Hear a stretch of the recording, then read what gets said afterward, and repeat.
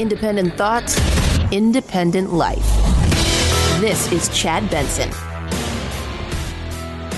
This is the Chad Benson Show. I am your host today, Craig Collins. There's a lot going on. Of course, Syria is on everyone's mind, so I have to immediately turn to a guest. Because when you know people or when you find people who are smarter than you on certain things, you bring them on the radio and ask them questions instead of figuring it out on your own. We have Dr. Rebecca Grant with us today. Dr. Grant is a national security analyst from Washington, D.C. She's worked all over the place. She got her Ph.D. at 25. You're an incredibly impressive person, Doctor. Welcome to the show. Thank you, Greg. Yeah, so the first question I have for you, and obviously there was a ceasefire yesterday and then some sort of military action today, but I think people might be getting confused as to what occurred. What happened this morning? You probably saw some of the pictures on TV of shelling and some white puffs of smoke coming up.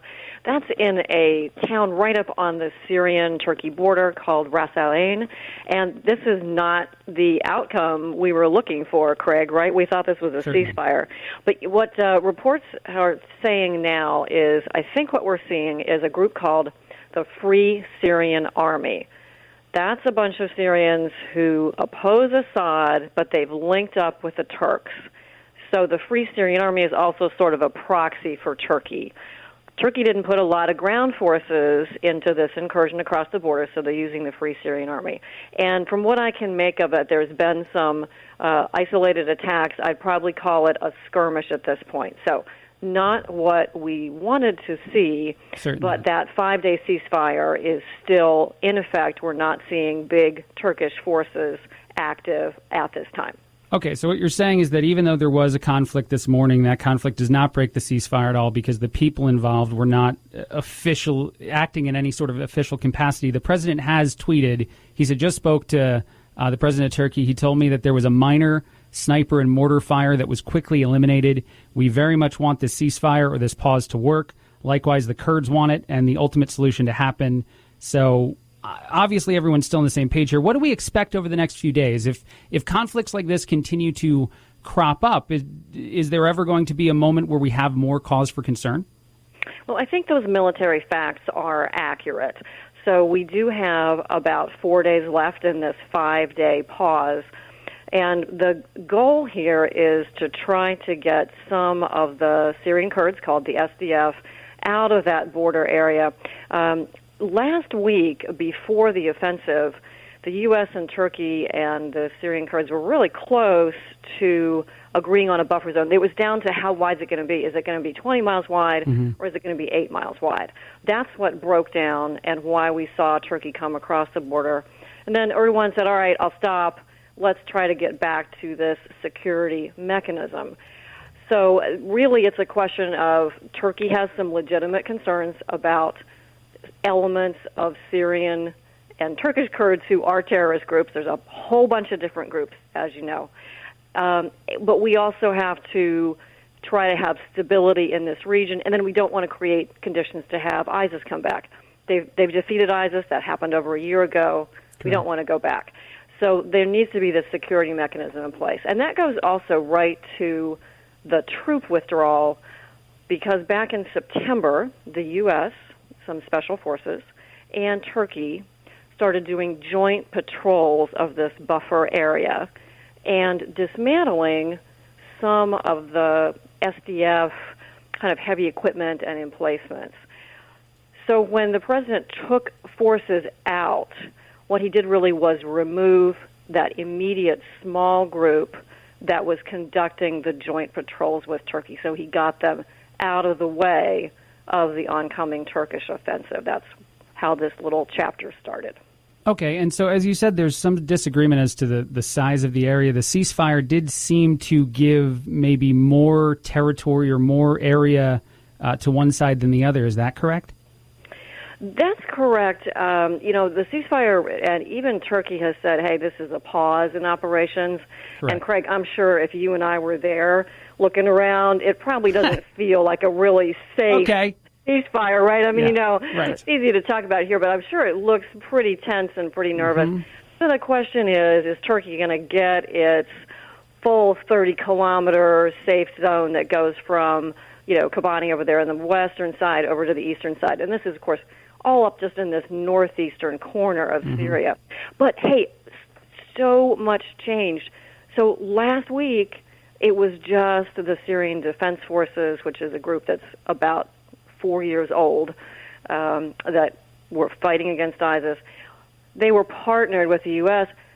when it was clear that the U.S. was really going to pull out. And, President Trump said he would pull out, actually, back in April of 2018. He started talking about it. So last week, the Syrian Defense Forces said, okay, let's get a new partner. And they kind of called up Assad's forces and said, all right, we're going to strike a deal with you in case the Turks come over. So now we want to be partnered with Assad. So things are shifting so fast there on the ground. Yeah. And the ceasefire is really an attempt to just let everything calm down for a minute, move out any U.S. forces or logistics that are there. There's some French forces still in that area to try to get everything sorted out and then set up a formal line so that everyone knows where the line is. Okay, I want to ask you, the president talked about this a little bit last night at his rally, and he said something about needing to let the sides fight it out before pulling them apart. I think we have that clip. You guys know right up here. These guys know. Right? Sometimes you have to let them fight. It's like two kids in a lot. You got to let them fight, and then you pull them apart. What is your reaction to that way of... I know the president, he always speaks a lot less like a politician, a lot more like that guy that you're talking to at a bar. And that might be the way that I'd, talk about it if that were me. But what's your reaction to that clip? He talks like a New Yorker, doesn't Correct. he? And yes. I've given up expecting him to sound like a striped pants diplomat. This is just how he sounds. So... And he's at a rally. That's how he talks. That's how people talk at a rally. So Correct. Yeah, but it's not exactly your diplomatic cable, is it? No. But look into it. The basic point is you do have to pull them apart, right? But there are so many overlapping goals and interests. And so what stands out for me is one, the U.S. never promised to set up a Kurdish state in Syria. Our European allies have been way far back from this whole thing. France still has some people there, and we have a big defeat ISIS coalition, but you don't see Britain or France or Germany trying to get in there. They've said to Erdogan of Turkey, they said, hey, Turkey, cut it out, but they're not going to get in there and try to hold that ground, and neither is the U.S.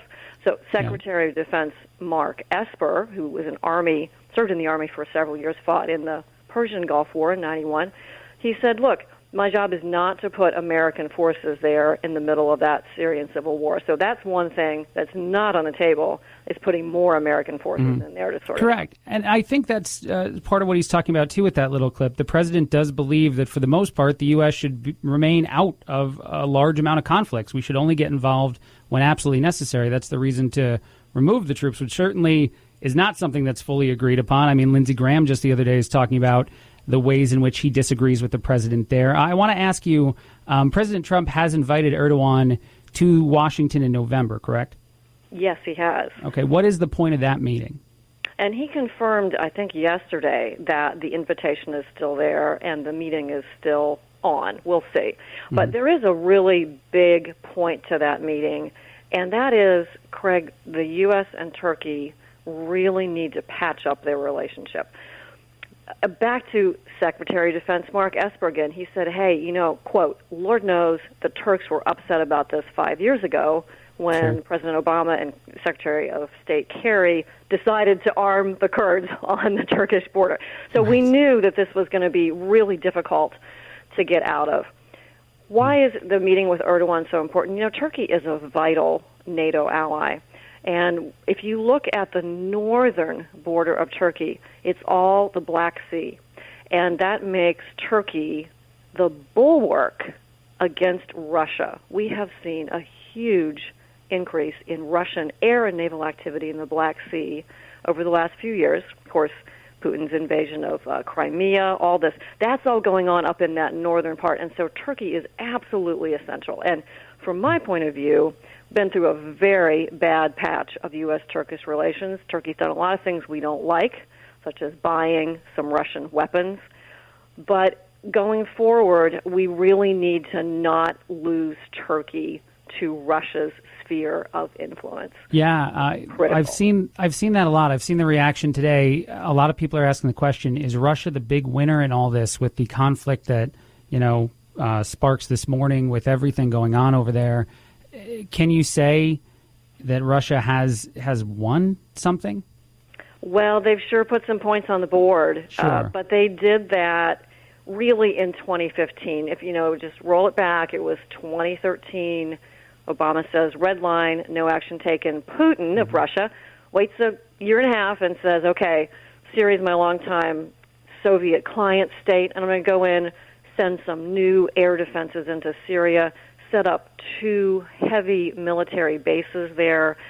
So Syria is in the Russian orbit, the part that's controlled by Assad. There's no question.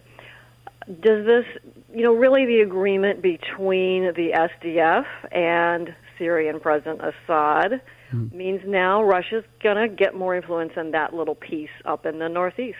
There's no question about it. So we lost that part of Syria to the Russians back in 2015. Now, sure. May they enjoy it. It's not going to get them everything. It certainly pokes NATO and pokes U.S. interests a little bit.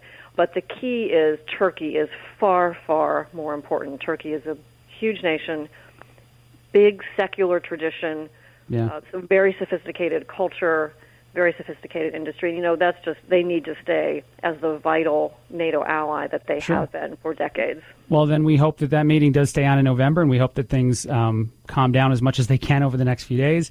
Thank you so much for joining us, Dr. Rebecca Grant. Please tell people how they can find out more about you. Absolutely. You can visit me at Twitter, at Rebecca Grant DC. I've got a couple of opinion pieces on Turkey, and I always follow the military issues closely, too. Thanks for having me. Perfect. Thank you so much. We'll talk to you soon. This is Craig Collins in for Chad Benson. I wanted to, real quick before I take a break, I was actually watching Dr. Grant on Fox News this morning during Fox and Friends, and then an ad played that it kind of surprised me that this ad would air on that station. But I guess as I was talking to my producer this morning, if you want to attack someone, go where his fans are watching. This is a Republican group that put out an attack ad on the president. We can go ahead and play that real quick. When Donald Trump ran for president, he criticized Hillary Clinton for... Hillary Clinton used the State Department to enrich their family at America's expense. She gets rich, making you poor. I'm running for president to put you, the American worker, first. Well, since Trump has been president, the only thing he's put first is his own interests. Taxpayer money. Taxpayer money. Your tax money was spent at Trump properties. At Trump properties. President Trump saying the 2020 G7 will be at the Trump National Doral, a property he owns. Vice President Mike Pence spent 2 nights at one of President Donald Trump's golf resorts. Pence's decision to stay there cost taxpayers $600,000. The U.S. military spent $200,000 in taxpayer funds at President Trump's resort. After the election, Mar-a-Lago doubled its initiation fee. 4 members of Mar-a-Lago have been tapped for diplomatic positions. You're having the President of the United States taking money from the American people and putting it in his own pocket. I got to be honest, part of that sinks in is just the music. They used a great movie trailer music behind that, but that ad comes from the Republicans for the Rule of Law. They started airing the ad just this morning in response to the G7 summit announcement, and I don't know how to feel about it. I don't know what the goal is other than to obviously put out their own opinion of how they. And to be honest, let me say this: I'm confused by the whole G7 thing. I don't know why the president, and I watched everything yesterday, and I understand that they did research in a bunch of different facilities, and the one that made the most sense, if I'm to believe the politicians, was that one.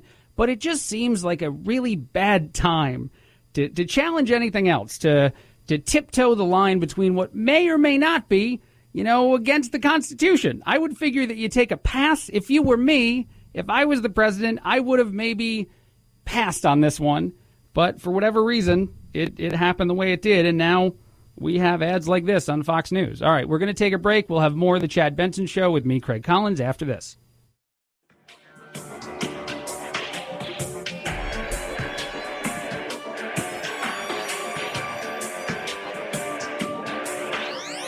Warning, no snowflake zone. Uninformed opinions are in danger of melting. The Chad Benson Show. This is the Chad Benson Show. I'm your host for the day, Craig Collins. I wanted to shift gears and talk a little bit about the world of sports today. One, because I'm a giant Yankee fan, and the Yankees are on the brink of elimination now, and that depresses me. But two, if you were watching the NFL last night, if you were watching Patrick Mahomes and that injury, his dislocated kneecap, it's one of those moments in sports you see every so often where someone seems tremendously injured. I don't know a better way to describe it. It seemed gruesome. And the thing that most interested me is they're rolling out the cart to get the guy off the field, and he waved it off. I mean, that's a level of toughness I don't think I'll ever achieve. The Patrick Mahomes dislocated knee, now just shove it back in place and I'm going to hobble off the field level of toughness.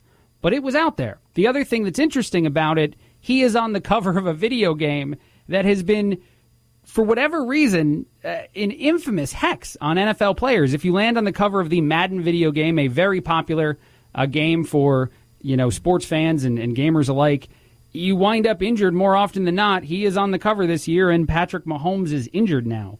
But there is a Yankee game tonight, shifting gears back to my Yankees. I hope that they win, and would it be wrong if I just blame weather? The Yankees had a great chance to win 2 nights ago because we would have faced a different pitcher. But the game rains out. We face a much better pitcher the next day, and for whatever reason, the Yankees get destroyed. And as a sports fan, I want to blame someone when my team loses other than my team. I don't want them to be responsible for the fact that we didn't make it to the World Series for the first time, by the way. And I do say we. I pretend that I'm part of that organization. I call Brian Cashman, the general manager, all the time, give him my opinions. He never responds, but I tell him that I'm a part of the team, and I'd very much like to help. But the Yankees, this would be the first decade in the history of the team that they didn't play in the World Series for a 10-year period. I don't know what else to say. I think that, at least for now, I blame the weather people and I blame the rain out yesterday. But come on, Yankees, win today. We should all cheer for them, right? Everyone cheer for the Yankees. They're a hated team, but now they're an underdog. You can finally get behind it. It is James Paxton pitching tonight. He's pitching against some guy named Verlander. No, I know. Verlander's very, very good. Well, we have a lot more of the Chad Benson Show coming up here. One more time. Let's go Yankees.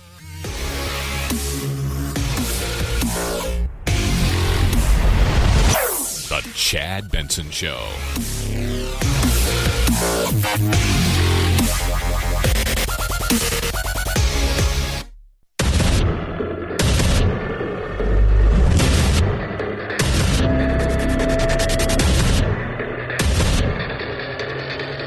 Independent thoughts, independent life. This is Chad Benson. This is the Chad Benson Show. I'm your host today, Craig Collins. Chad will be back on Monday. A lot has been made of the announcement yesterday that the G7 summit in 2020 will be held at a Trump resort, the Trump Resort in Miami, Trump National. It's an interesting decision, is the best way that I can say it for the president and for his administration to hold it there. It's a time in his presidency where the opponent, the Democratic side, is pushing to impeach him for, things that they may be very upset with this announcement and feel that this is yet another breach of the Constitution and another way in which he's just continuing to do things that no one has ever done before, and he deserves to be out of the office. Fox News talked to Judge Napolitano, and he seemed to agree that this was pushing things just a tad too far. And let's hear from the judge. This is not a violation of the Emoluments Clause where someone is profiting off of something. I believe Judge Napolitano has a different notion of that. What do you think?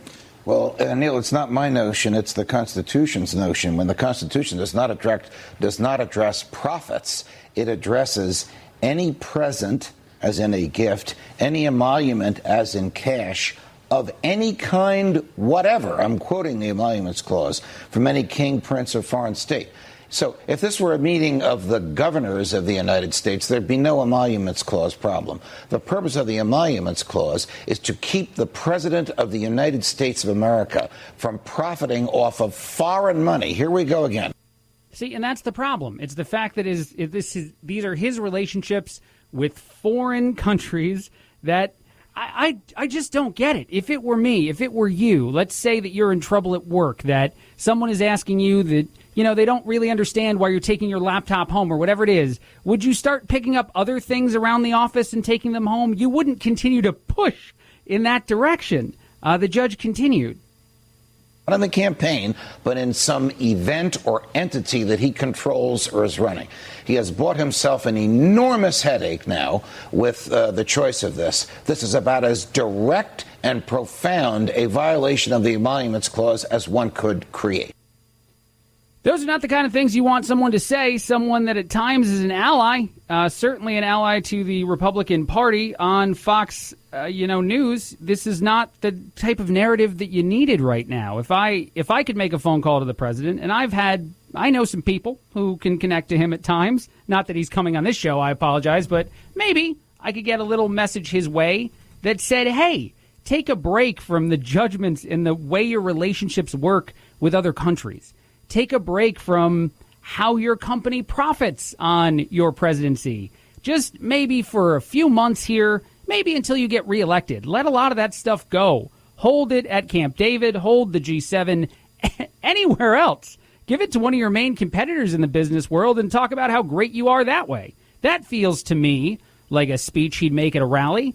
Look, I gave the G7 to this huge hotel competitor. Look, the Hilton is doing great now because of me. America's better. I hear that coming from him, and it would look great right now. To be honest, his supporters would approve of that kind of thing, and yet what it seems is that he's very confident. Let me say it that way. The president seems to think that he's again in the right, that he understands the law correctly, that he knows that, it just was the best place. The administration searched several different locations, I think something like 12 at one point, and they narrowed it down.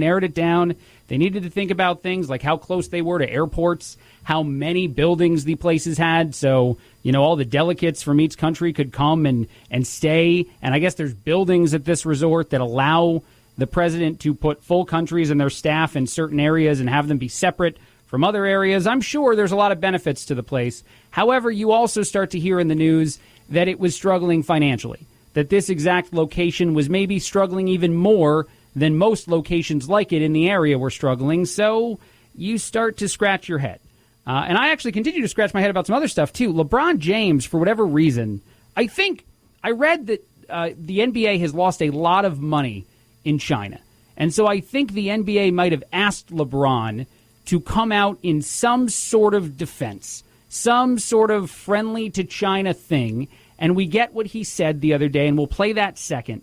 But the reason I'm going to play a different clip first is because South Park was capable of making a joke that I'm not sure I've heard them make often. They quoted verbatim LeBron James at a dramatic point in the cartoon about the kids change the food in the cafeteria to be healthy. And, of course, the larger character, Cartman, is not okay with that. So let's hear from Cartman on his response to protests about food in the cafeteria at South Park.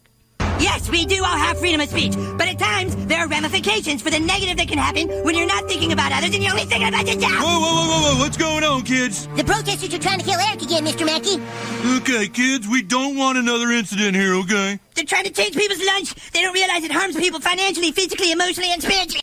I can't help that second clip because that's not LeBron, but that does sound a lot like other stuff you've heard. The politically correct narrative needs to be they're harming him physically, emotionally because his lunch has changed. But now keep that in mind when we hear from LeBron. It is an exact quote, that first few sentences in this cartoon show. Here, let's listen to LeBron. Yes, we all do have freedom of speech, but at times there are ramifications for the negative that can happen when you're not thinking about others and you're only thinking about yourself. So I don't get it. I don't. You're taking on free speech, LeBron. You're a great basketball player. You're incredible on the court. Maybe. Again, this might be the narrative for the day. Take a pass on some of this stuff. If the NBA reaches out to you again, LeBron, and asks you to, hey, go do a China-friendly interview, make a China-friendly statement, maybe this time just tell them, you know what, I'd rather just go play the sport that I'm getting paid a lot of money to play and stay out of it. Michael Jordan famously said that Republicans buy shoes, too, when asked to make a political statement, with people assuming that he might be on one side of the aisle.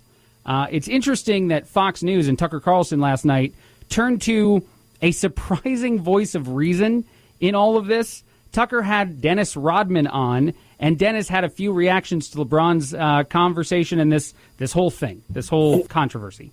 Well, I just look at it as I think that NBA is a great sport. It's a great sport around the world. Yeah. I think that NBA players have an obligation to do one thing: is to play sports. Yeah. I think when you put politics with sport, it doesn't mix. I mean, I agree with you there. See, I agree with him, too. This is the best Dennis Rodman interview I've ever heard, but I think it continues.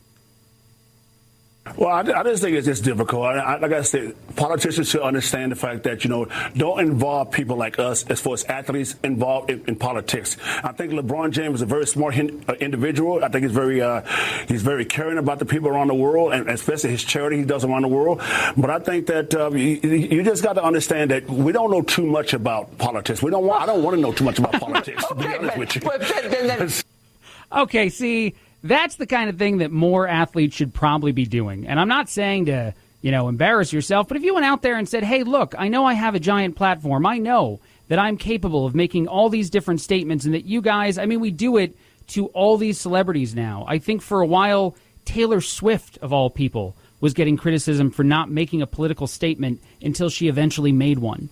And we push these celebrities to have, great understanding of some complex issues. And maybe it'd be better if people were like Dennis and said, you know what, I don't really understand any of this stuff.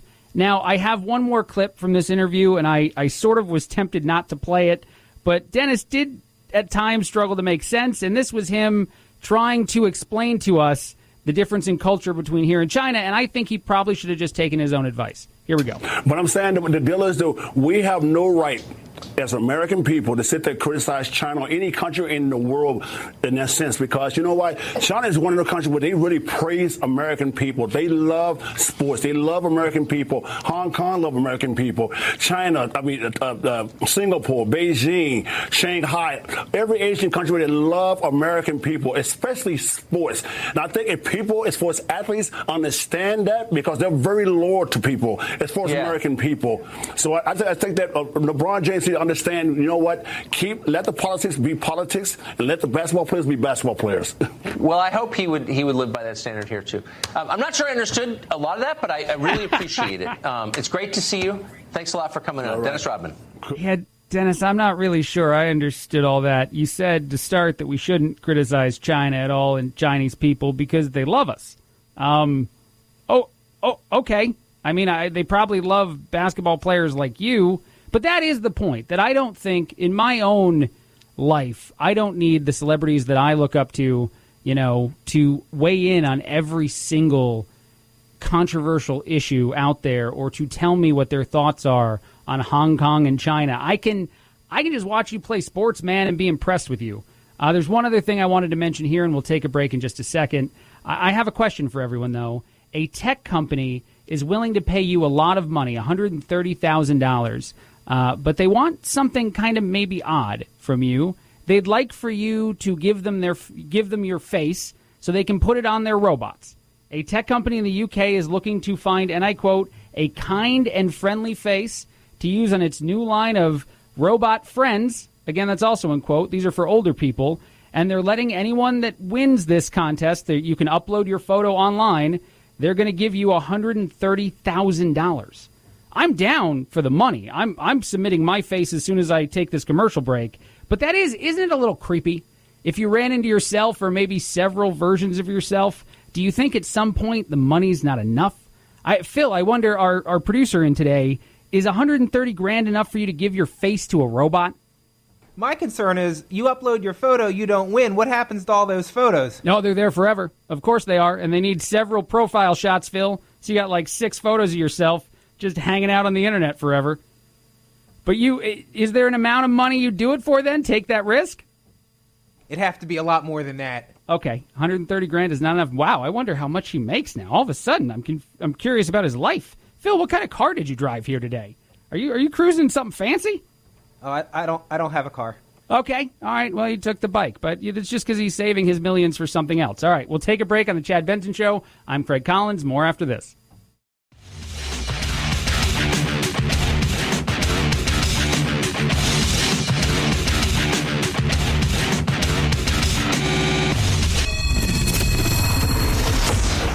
steal this. Mueller, arrest me. Chad will trade you 2 perjury charges for 1 collusion and throw in a reduced charge of obstruction for free. Yeah, I'd do that. For just listening to The Chad Benson Show. This is The Chad Benson Show. I'm your host for the day, Craig Collins. I have some sillier stuff to get to here for the end of this hour, but I want to talk a little bit about Mitt Romney. Mitt Romney has some sort of skill for being in the news a lot right now. He is being very vocal about his criticisms of the president, and recently he spoke, this was just yesterday, about I think he, quote, called it a bloodstain, the abandoning of the Kurds. Let's hear a little bit from Mitt.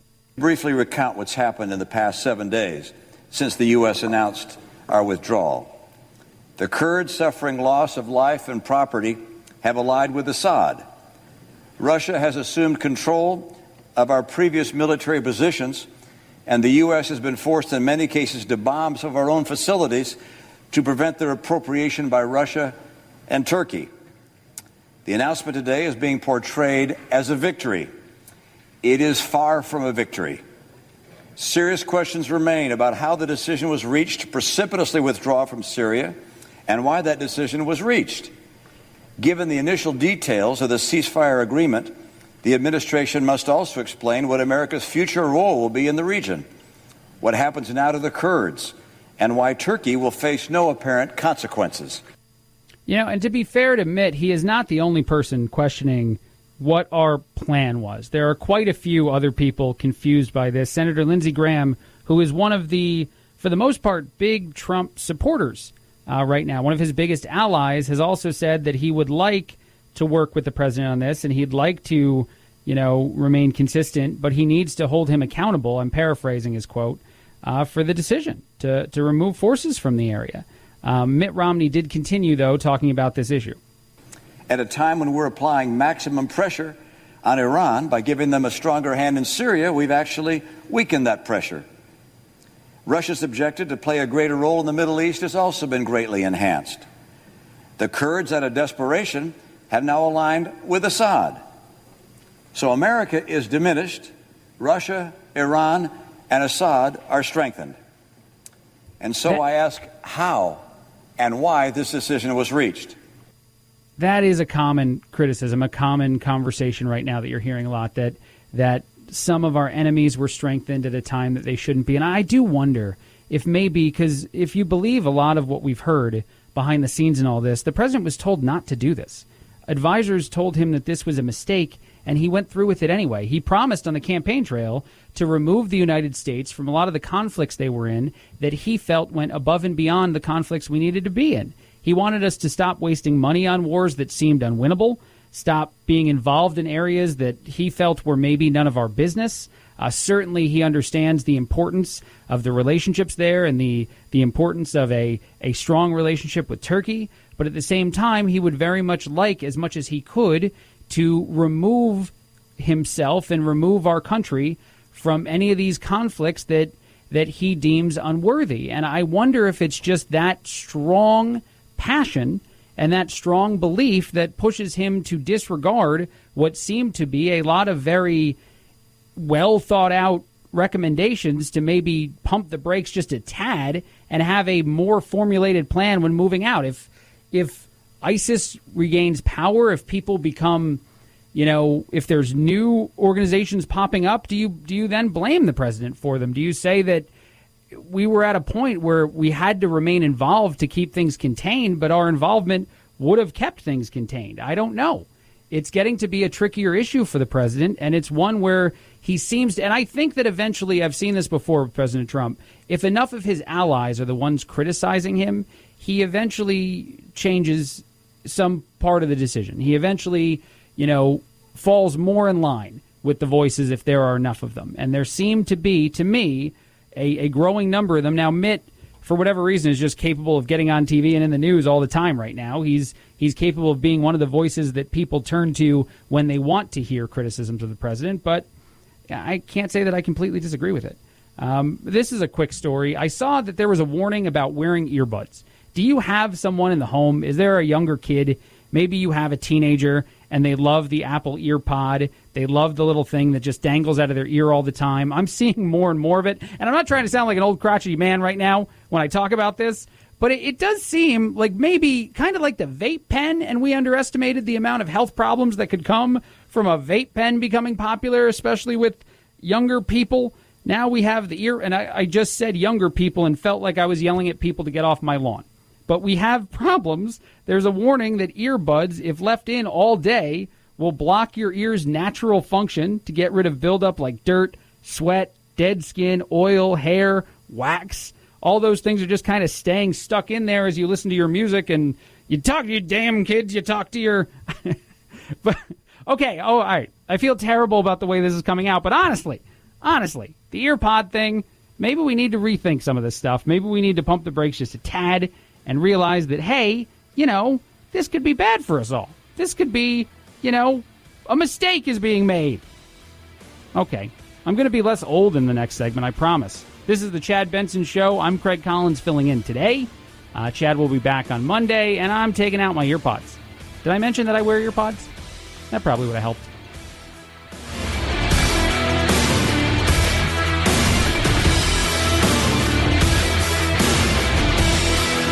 This is the Chad Benson Show.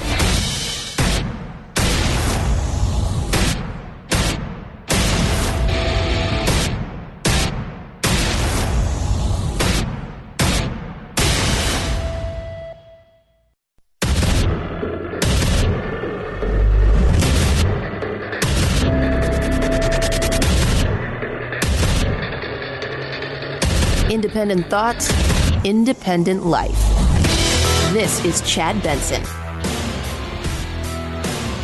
This is the Chad Benson Show. My name is Craig Collins. I'm filling in today. Chad will be back on Monday. Jim Mattis is in the news. The former defense secretary, Jim Mattis, of course, someone who got fired by the president after submitting his resignation. So I'm sure there's still bad blood between the two of them. Earlier this week, the president even called him the most overrated general.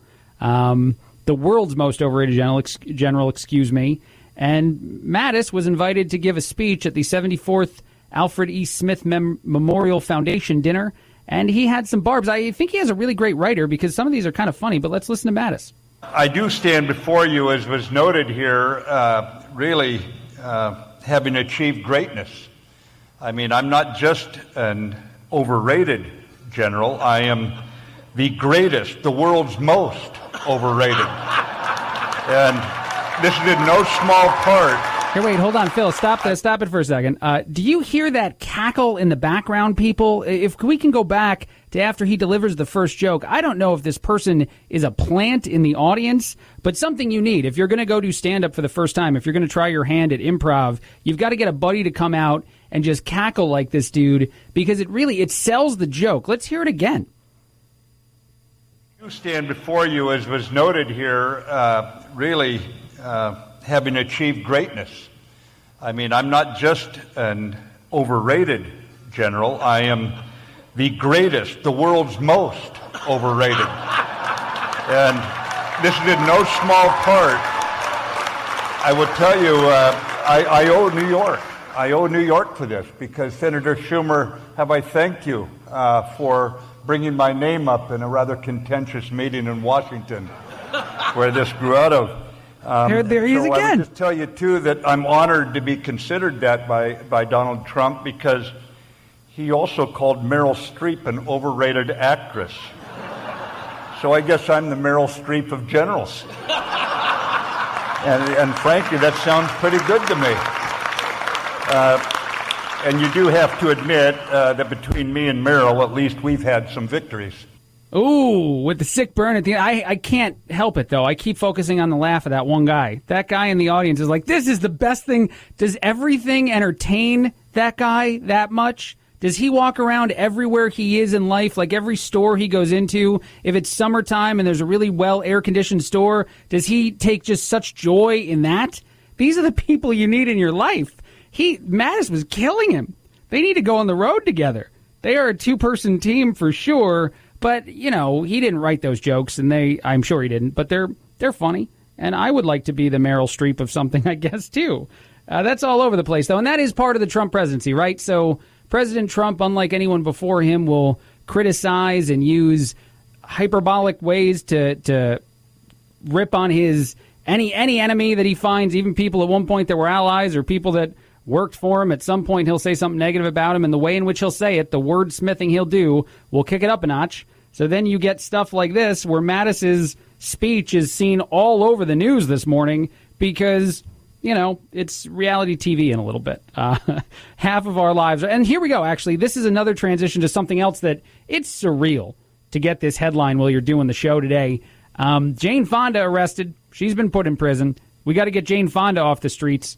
She's definitely the kind of person that you can't just let her run wild. Apparently, this is an initiative she has, the Fire Drill Fridays initiative. She wants to get arrested every Friday to help raise awareness on climate change, to help, protest and be one of the advocates. So she cuffed herself to a police van. She was there with Sam Waterston, too, which is really interesting. That guy, Law & Order, obviously we all know Sam from Law & Order, he was handcuffed to a police van today, and then he was arrested with Jane. Does it kick it up a notch for you if the people that you're supporting, if the protesters wind up going to prison, even if it's just for a day or something? Like, it's not like Jane is going to go away for a long time. No one's throwing the book at her here. She's trying to get arrested. Does that take away from a little bit of the statement there? Do you feel like, I was down with the whole thing, I was going to support you, and then everyone today, actually, it's interesting because I have a different clip that I kind of passed on earlier today, but I think we can recycle it back in. It's the press secretary talking about on Fox News why she doesn't do press conferences, and then she actually also talked about how Mulvaney did a good job in the press conference yesterday, and trying not to get my producer Phil, trying not to give him a heart attack, trying to find that clip. I just want to say that it's an interesting parallel, these two ideas, because what the press secretary said was that people today, the reporters in those rooms, are just trying to get a soundbite. They're just trying to be the person that we all focus on, the person that we all talk about, the most tweeted person that day. It's the same reason that Jane Fonda is trying to get arrested, as opposed to just using her platform to talk about climate change without necessarily needing it to go there, to be handcuffed to a van and then get arrested on purpose. But let's hear from the press secretary. Stephanie, why didn't you do the press conference yesterday? Why did Mick Mulvaney, and will we see you do these press conferences, which is traditionally what the White House press secretary does? Right now, I've said this a bunch. If the president ever wants me to go out and take that podium, I will happily do it. I think, as evidenced by yesterday with Mick, it was, again, more theater. It is about people wanting to be on TV and making names for themselves. And Mick took he was over there for more than 30 minutes. He took probably 40 questions. People were talking over one another. He did a great job. He mentioned the same message over and over and over. And now the media, of course, is, we put a statement out clarifying some of the things that the media got themselves in a tizzy over. But to answer your question, sure, I'll do it if I need to. But this president speaks for himself every day. Yes, he does. He speaks for himself just fine every day. But that's a more interesting point, and one that I think maybe it's the social media society, right? Maybe it's the fact that now everyone, your kids, your grandparents, everyone's on some form of social media and sharing something with everyone else. Is that why we now all push to have the spotlight shown on us as bright as possible for a few seconds? Because it seems to be a thing that happens more than it ever happened in the past. Jane Fonda and Sam Waterston getting arrested by chaining themselves or handcuffing themselves. They only handcuffed themselves to a police van in order to raise awareness on climate change strikes to me to be a very similar thing. It's a similar concept to every single reporter in the room every time Trump or one of the people in his administration takes the podium to try to get the soundbite, the big soundbite that says, look, this is it. And granted, I do not think that Mulvaney did a good job yesterday. I think there were a few things he said that had to immediately be walked back after you get in front of people. And that is also a problem with just trying to, take on people who are trying to trap you. If you're going into a room, if you're sitting in front of a podium like the press secretary would, if she ever does decide to do one of these, they'll try everything they can right now to make sure that what they get from you is exactly what they want to then run on the news cycle for 24 hours or run on all the social media platforms for as long as they can. It's a less honest way of doing things. I'm sure that you've all heard of Project Vetus. I think that I'm saying it right. Project Vetus is Veritas. You know what? Veritas. Thank you, Phil. I was trying to pull that out of nowhere in my head. But Veritas is a crazy investigative project that they tried as much as they could to record a lot of conversations at CNN with people that worked at CNN, and how disappointed the people at CNN are at the way in which their organization is going. And it's the same similar thing. Everyone now has an agenda or a message that they want to share or a way in which they want to do things. And there doesn't seem to be as much actual reporting of news to me. It doesn't seem to be as honest as it used to be. If you were a protester who wound up getting arrested, you usually did that because, that's not how you planned it out, but that's what happened at the end of you supporting something you really believe in. You're not going out there to get TMZ to follow you so that they see, you in handcuffs. It's a very odd situation right now. And several people at CNN, to their credit, in this project have said that they're disappointed in the way in which their company is going, in the directives they're being given to focus 100% on impeachment or whatever it is that they want to discuss, what's the one topic of conversation, and not just report news. And I'm not saying that I believe that every single organization is fake news like the president does, but, there was a day and age where all you did was you go out and you interview people and you report news as you heard news. You didn't necessarily add an opinion to the end of it. But now everything, I think it's the social media. I honestly do. And I think I've sounded really old all show today. I'm blaming social media. I'm blaming kids for wearing earbuds. But today, what we're represented is so much more than just the things you say to people. The way in which you're perceived is this big, giant thing on the internet that we're all a part of that, at every one time we focus on one person. That person feels great for a day. Jane probably feels great today. Congratulations, Jane Fonda. You have been arrested for your Fire Drill Friday initiative to spread more awareness on climate change. This is the Chad Benson Show. I'm Craig Collins. More after this.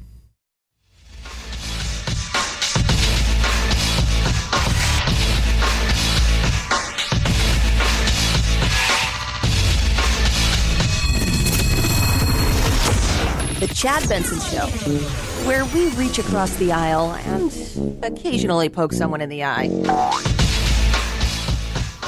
This is the Chad Benson Show. I'm your host for the day, Craig Collins. Chad is back on Monday.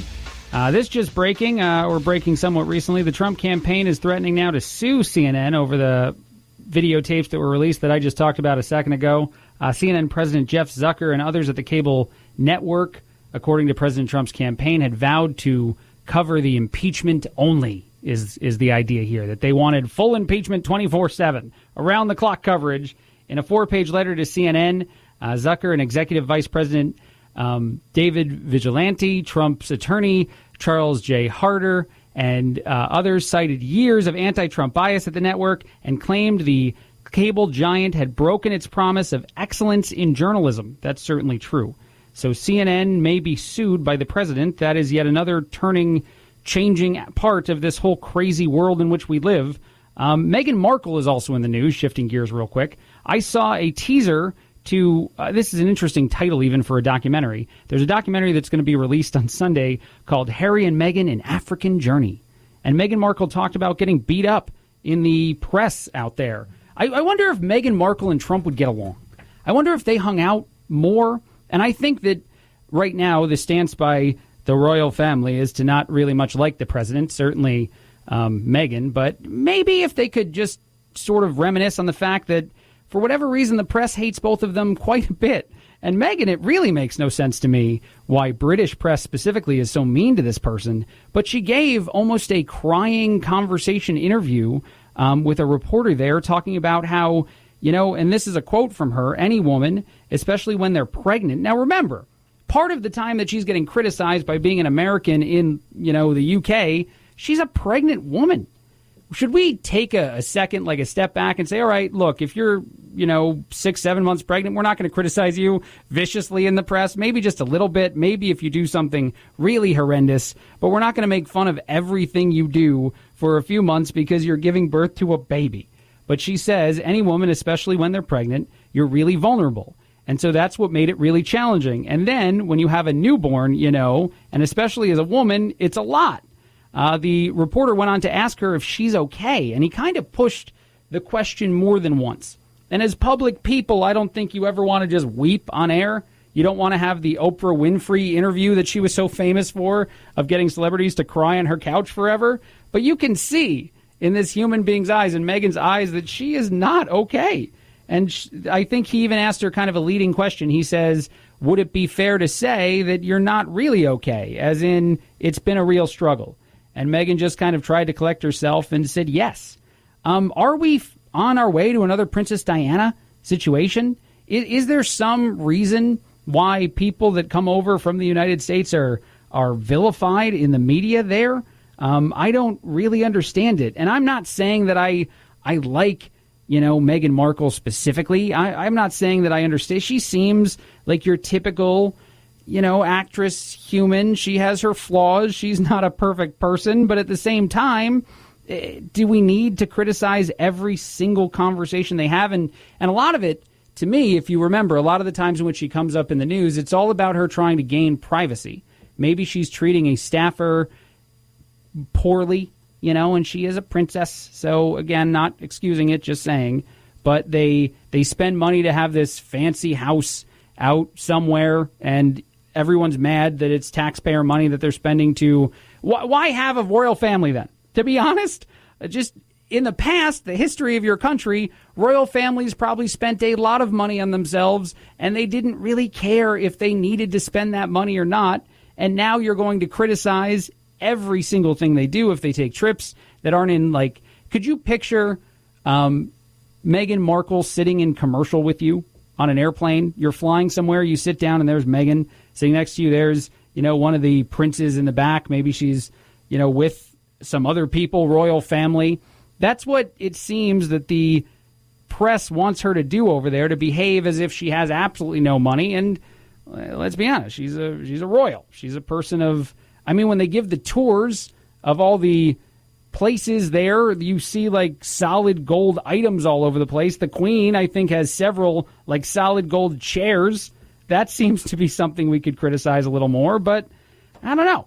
I just felt bad, and I saw it this morning that Meghan Markle, and I wanted to say this, Meghan, everything's going to be okay. You are a princess. You've married very well.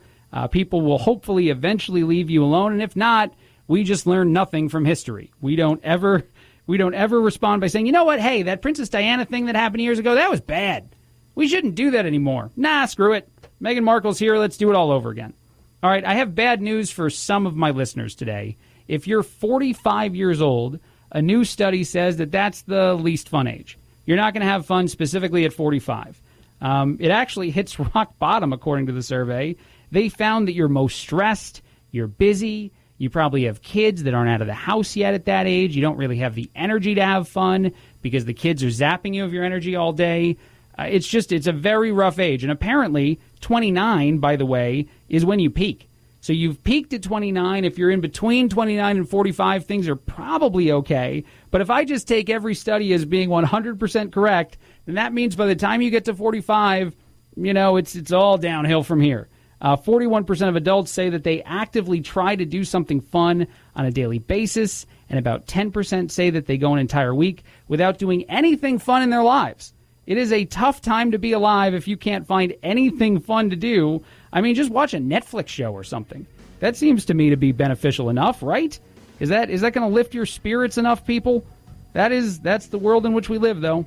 Right now, you can't find any fun. Oh, well. Thank God I'm not 45. That would be terrible. This is the Chad Benson Show. I'm Craig Collins filling in. We'll find out what age is only mediocre after this.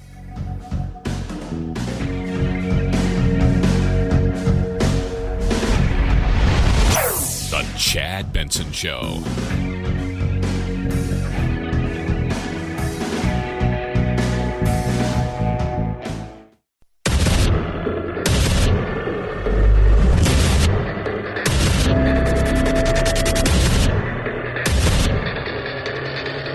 Independent thoughts, independent life. This is Chad Benson. This is the Chad Benson Show. I'm your host today, Craig Collins. Chad is back on Monday. He's having a great 3-day weekend. I missed those. So the president had a rally the other night in Dallas. He actually took the stage a couple hours after Rick Perry had announced that he's on his way out.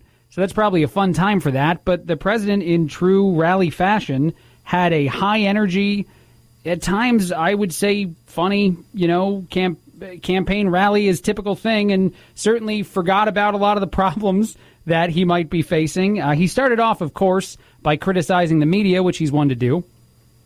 Look at all those red lights. Don't worry, I won't say anything bad about your network. Because a lot of times I get ready to do a number on these phony networks, and you see those red lights go off. They don't want their viewers to see it, but that's okay. I'm not going to say it tonight. I'm going to say you're legitimate media. I don't actually mean that. Look, I know. I'm not saying that I agree with the guy, but it's a funny way to deliver that. He's a former reality star. He talked about the fighting going on in Syria. He actually referred to them as kids. This is a surprise, Phil, number 9, if you want to play that real quick. You guys know right up here. These guys know. Right? Sometimes you have to let them fight. It's like two kids in a lot. You got to let them fight, and then you pull them apart. Yep, that's Trump talking. That's apparently all it is. It's just two kids getting in a little fight, and you got to pull them apart. And again, I think his heart's in the right place with that. If I'm trying to digest what he means, and it's not a 1 or 2 word thing, he means that his opinion is that countries should resolve conflicts on their own before the United States gets involved. So to him, the countries that are fighting, the lives that are being lost are just like kids fighting in a park. I don't know. He also then talked, of course, about Schiff, which he's one to do quite a bit right now. Let's hear a little bit, if we have that ready, some of the clips from Trump last night talking about one of his favorite new people. That crazy Nancy, she is crazy. And Shifty Schiff, how about this guy?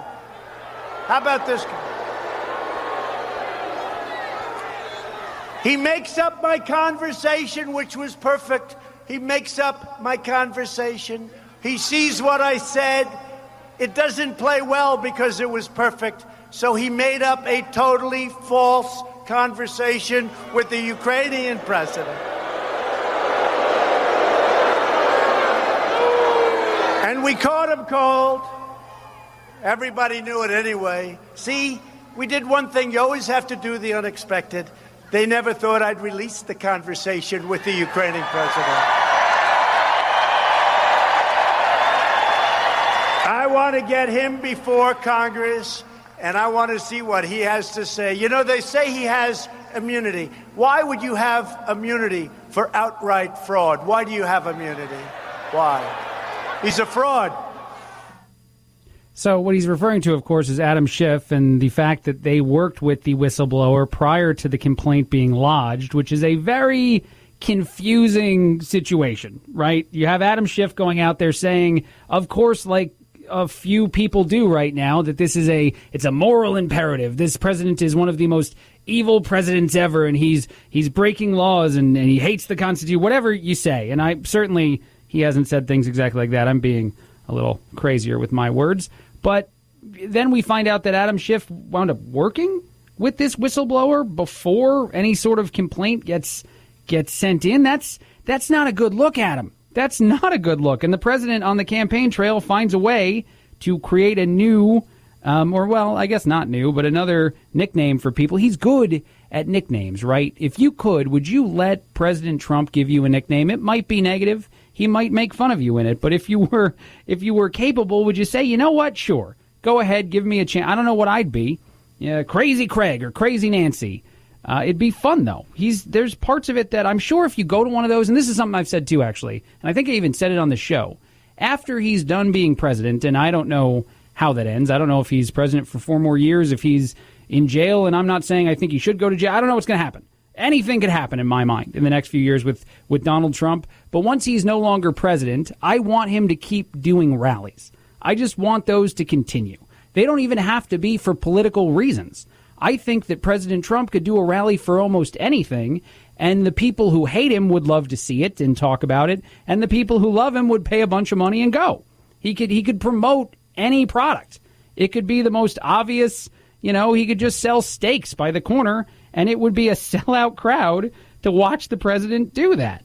Because there's something about them that seems different than any other sort of rally. I mean, certainly supporters of Obama went out and felt like there was a movement, but when President Trump goes out and holds a rally, it feels like a celebrity is, making jokes. And Adam Schiff, there's a lot of confusion there. We haven't talked much about that on the show today.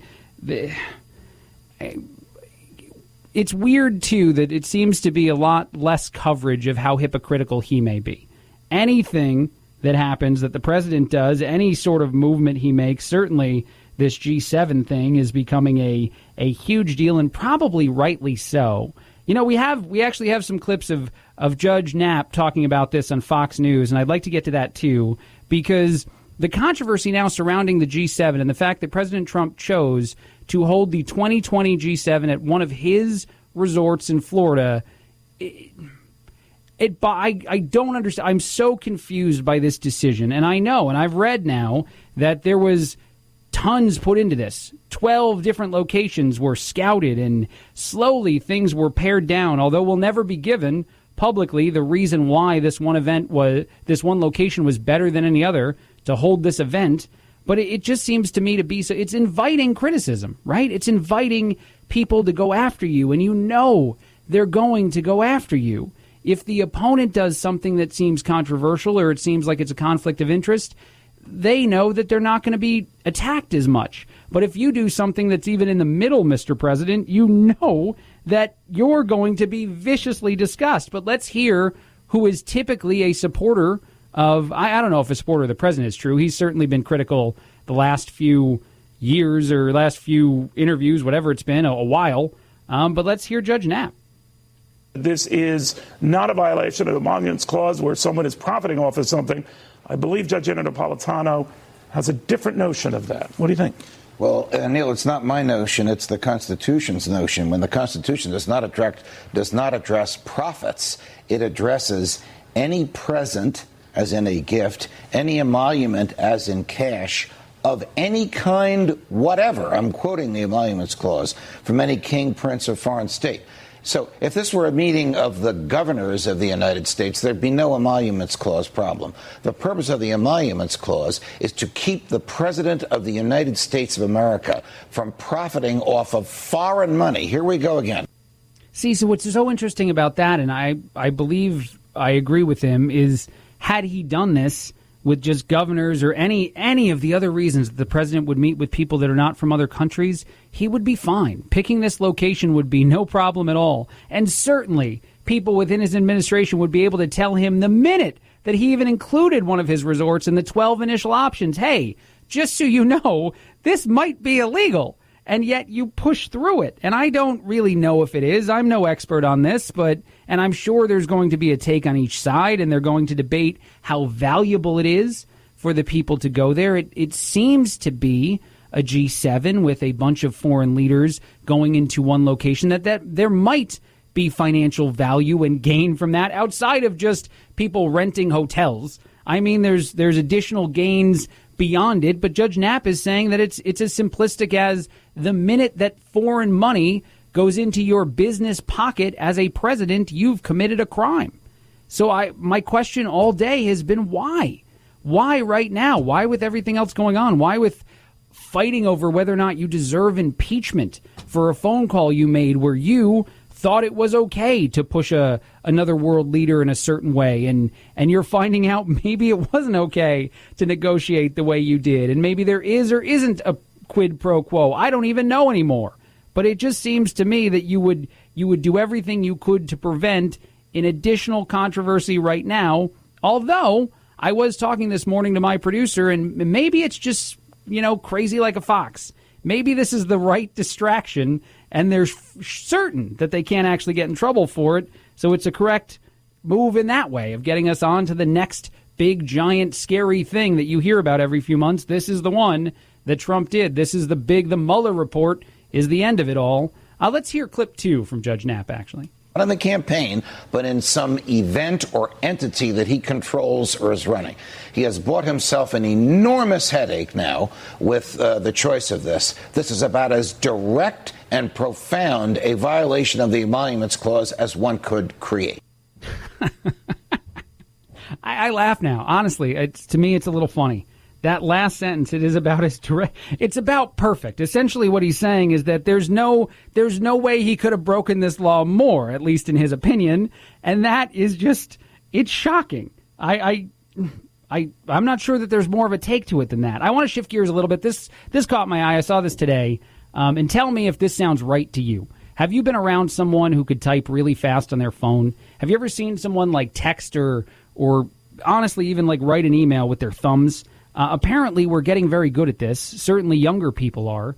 If you're aged, if a 10-year age difference is going to say how many more words per minute you can type. People aged about 10 to 19 can typically type at least 10 words per minute faster than older individuals. As you go up that, age number, your finger skills apparently get worse. But when doing this study, they found that some kids were capable of reaching 85 words per minute with your thumbs, with two thumbs. And I don't know, I get things. I also mistype things all the time. I have way more typos when I do text or write emails on my phone than anywhere else. But some of these kids are now so proficient at this, and maybe it's just that you hold your phone everywhere you go, that the study is saying in a few years, let's say 5-10 years, you might not have keyboards anymore. Everyone might just type in some sort of handheld device. I don't think that I can get there. I've been trying all day, actually, since I saw this story, to see how fast I could type, and I'm not there yet. I'm not even close. Shoot a video and send it to us on Facebook at Chad Benson. Is there anyone out there listening who's a super fast typer, and do you have any tips for how we can all get better at speeds as far as typing on our phones? Because apparently keyboards are a thing of the past. They're already done. This is the Chad Benson Show. I'm Craig Collins in for Chad. He'll be back on Monday. More after this.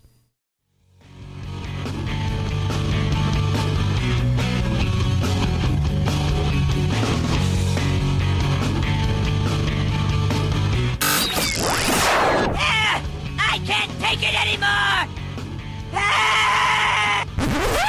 Well, get over it. It's time to forge a new path with your very own political cartographer, Chad. This is the Chad Benson Show. I'm your host, Craig Collins. It's Friday. It's fun today, even though there's always stuff in the news that makes us feel like it's not fun for it to be Friday. But come on, a weekend is coming up, and I wonder if you're like me. Do you like a good study?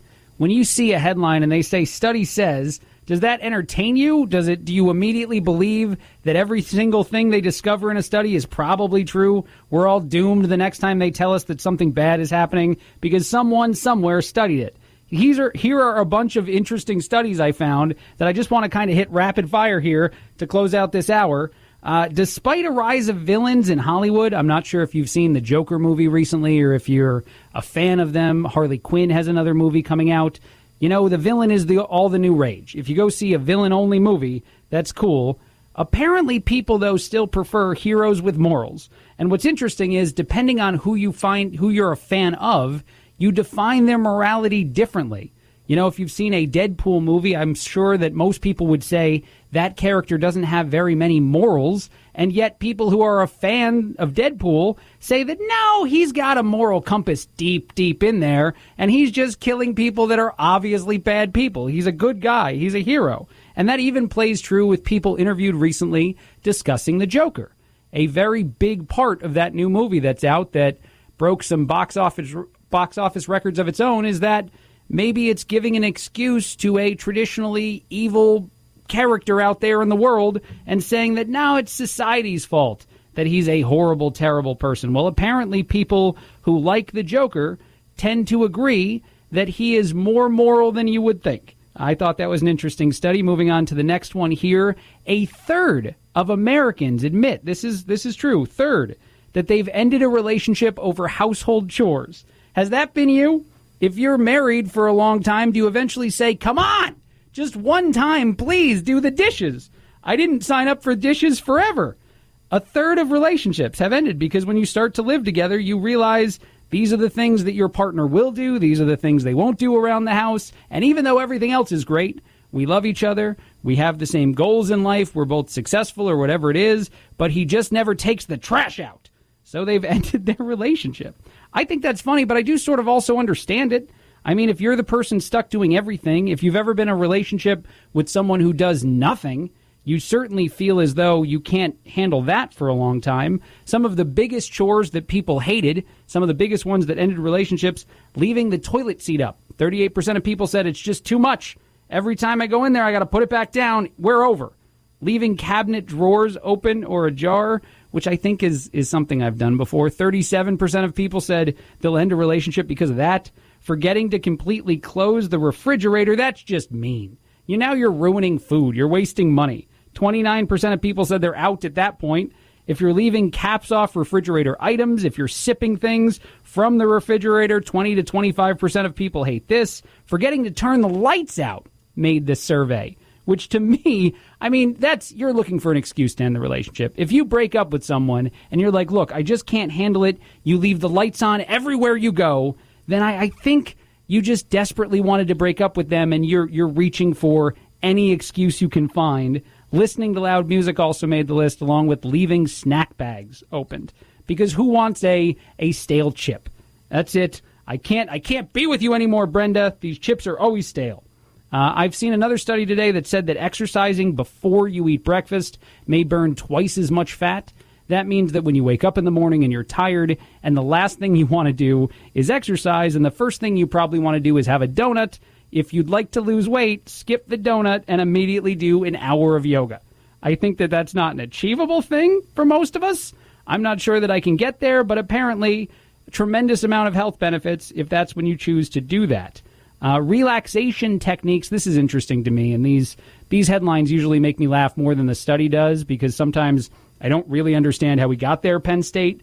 But relaxation techniques may cause you to be more anxious and even more worried than if you're just, admitting that you're anxious and worried, this study finds. Apparently, people who are stressed out when they're told, hey, just breathe deeply, do this to relax, you need to go into a room and maybe meditate or do some yoga. Apparently, those things only heighten the anxiety of people who struggle with these kind of things. So apparently, we're just all doomed yet again. Yet another study that says, in the end, you're doomed. You can't do anything good, and everything's going to not work no matter what you try. Wonderful. Thank you so much, science, for telling me that. One last one that I thought was interesting, too. Less educated men are more likely to take their wife's last name than a more educated man. This is the Chad Benson Show. I am Craig Collins. My wife is named Betty Collins. She took my name. I guess that means I'm well educated. Chad will be back on Monday. I've enjoyed being with you. And just, look for some studies out there that you find interesting and take them all with a grain of salt. This is the Chad Benson Show. He'll be back Monday. Craig Collins. Talk to you later. This is the Chad Benson Show.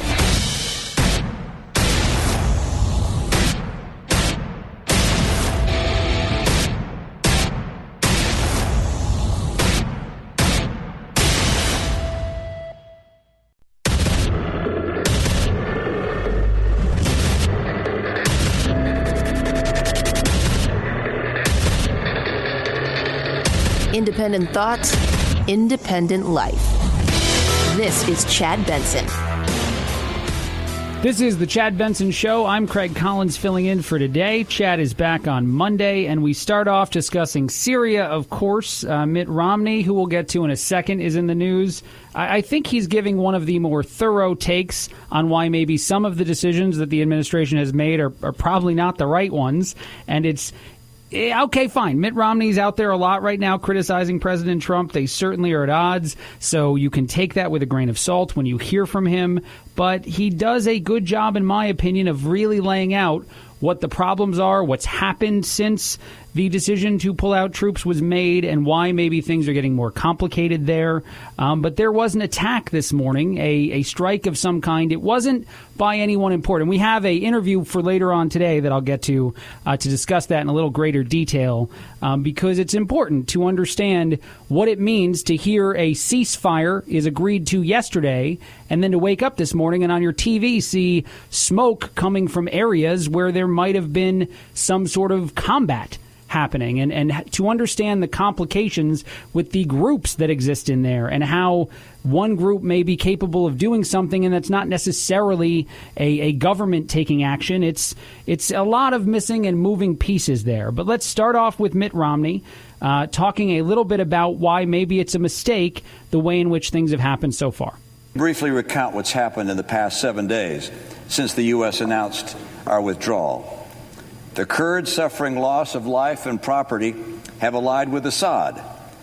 Russia has assumed control of our previous military positions, and the U.S. has been forced in many cases to bomb some of our own facilities to prevent their appropriation by Russia and Turkey. The announcement today is being portrayed as a victory. It is far from a victory. Serious questions remain about how the decision was reached to precipitously withdraw from Syria and why that decision was reached. Given the initial details of the ceasefire agreement, the administration must also explain what America's future role will be in the region, what happens now to the Kurds, and why Turkey will face no apparent consequences. Yes, to me, that is a very good way of shaping what has factually happened in the area, that there are certain things that when you remove support, the people you're supporting are going to look for support elsewhere. It's part of what we say is the reason that ISIS was able to gain power in a region when we went in to fight terrorism and then left the area when we shouldn't have, giving an opportunity to certain individuals, certain groups, certain decisions are made, and then alliances are formed. And so right now, in that area, as a struggle for power and a struggle for control is ongoing, the conflict is going to, let's hear a little bit more from Mitt. At a time when we're applying maximum pressure on Iran by giving them a stronger hand in Syria, we've actually weakened that pressure. Russia's objective to play a greater role in the Middle East has also been greatly enhanced. The Kurds, out of desperation, have now aligned with Assad. So America is diminished. Russia, Iran, and Assad are strengthened. And so I ask how and why this decision was reached.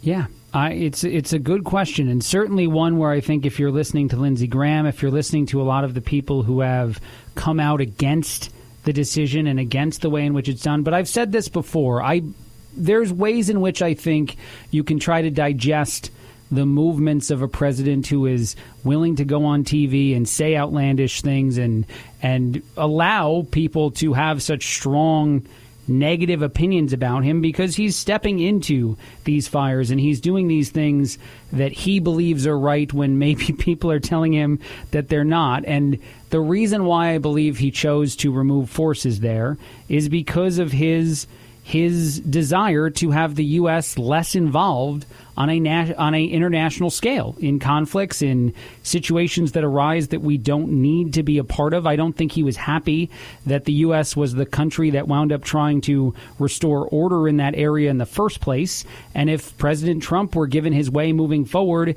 a lot more of these conflicts, a lot more of these things would resolve themselves long before the United States needed to be involved. He did talk about this last night at his rally. He compared it to a couple of kids fighting and letting them fight and then deciding when it was right to break them up. But I do think that this is just a reflection of that idea that the United States does not need to be a world police. We need to focus on our country. We need to better the things that are here and make sure that we're doing everything we can to enhance the lives of our own citizens and maybe not necessarily focusing as much and using the powers that we have as a strong military country to change the way things exist in other places. Now, granted, there's certainly an argument that terrorism has affected us, of course, and if that's the fight, if the fight is to end things like that, then we were provoked. We need to be involved. But let's hear what the president had to say at the rally when he compared this to kids fighting. You guys know right up here. These guys know. Right? Sometimes you have to let them fight. It's like two kids in a lot. You got to let them fight, and then you pull them apart.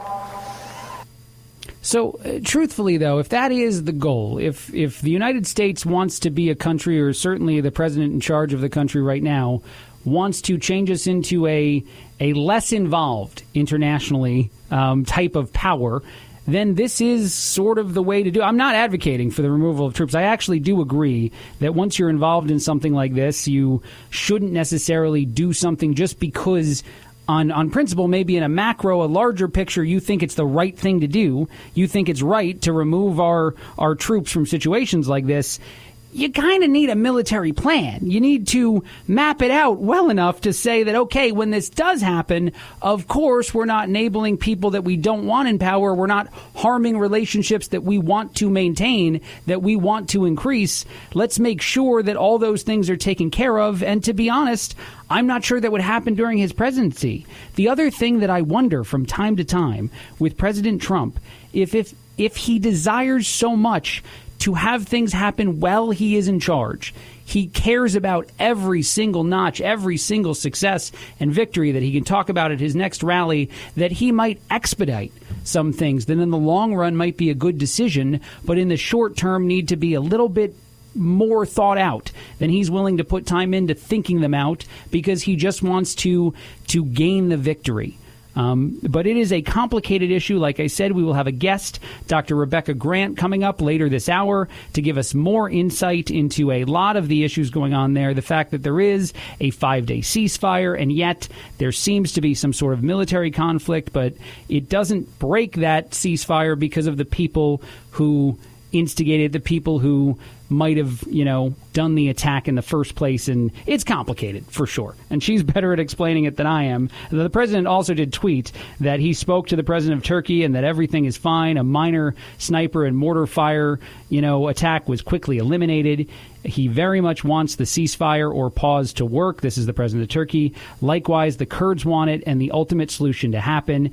Too bad there wasn't this thinking years ago. This is President Trump, of course, giving himself credit and saying that people before him, and he's not wrong, didn't push for things that he's pushing for. Instead, it was always held together with very weak Band-Aids and in an artificial manner. That way of speaking does remind me, too, and I'm going to highlight this for just a second, this trade deal with China, and if it does materialize in a complete way, if it does get to the point that both sides are, 100% on board and happy with everything, that's got to be a win for President Trump, and I don't think that we'll discuss it enough because of all the things he does and, holding G7 summits at his hotel. I'm still very confused. All right, real quick, I want to move on. The annual Power 100 is a list that you're probably not all that familiar with. It comes from the Hollywood Reporter. It talks about people in entertainment, celebrities that are powerful.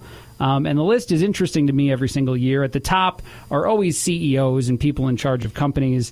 This year, Bob Iger of Disney is number one because every Disney movie that comes out is a blockbuster, leading the charts, incredible. So, of course, he's in the number one power position. The guys that run Netflix are number two, which to me was a smart decision. They're doing a lot of good things there. Number three was the CEO of NBC, Comcast. Four was the woman who's running CBS. And fifth, Marvel Studio president Kevin Feige. But there's quite a few people you've actually heard of on this list. Number 15 is Oprah. Are you surprised that she's still that influential? I mean, outside of the whole thing where people were trying to push her to run for president, which I'd still like to see. I'm not saying I would vote for Oprah. I'd just like to see her in there. I'd want to see that happen because some of these Democratic debates are so boring that if you had Oprah standing in the middle of them telling everyone that they're going to get a car at the end of the debate, that'd be pretty great.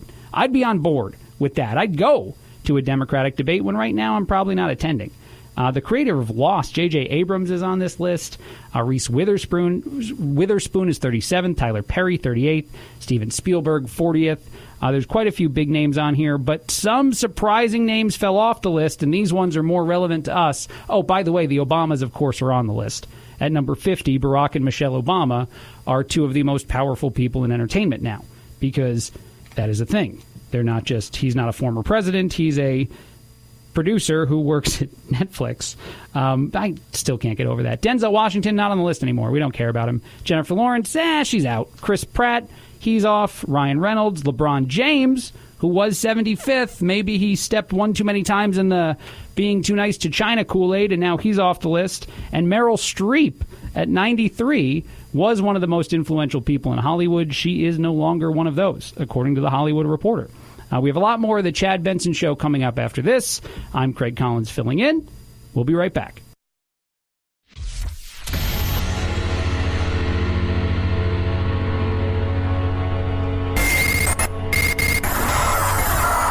No fake outrage here, just the real thing. The Chad Benson Show. This is the Chad Benson Show. Craig Collins filling in once again. I will be here for a little bit longer, and then Chad comes back on Monday. And I'd like to talk a little bit about the Yankees to start. I'm a huge Yankee fan. I was born on the East Coast. I grew up not understanding what a payroll was, but knowing that Don Mattingly was pretty cool. And last night, they lost pretty bad. They're playing again tonight. I hope that they win, but the reason I want to talk about them is I wonder if this is true for you with your favorite team. I find this to be true. I never want to blame the players. Last night, they got beat. The other team seemed better. My wife sitting next to me several times was telling me the Yankees don't deserve to win because they're not trying hard enough. They're professional athletes, honey. I think they're trying as hard as they can. No, the other guys are trying harder because they're winning. But, I don't want to blame them. What I want to blame for this problem is the weather. The Yankees had a game rained out yesterday or 2 days ago where they would have gotten to face a different pitcher who probably would have been a little easier to face. It's actually called a bullpen game. They wouldn't have had a starter at all. And I don't want to dive too far into the sports of this, but now, since the game got delayed a day, it's set up so perfectly for the opponent, the Houston Astros, that I'm pretty sure the Yankees lose tonight and they're out of it.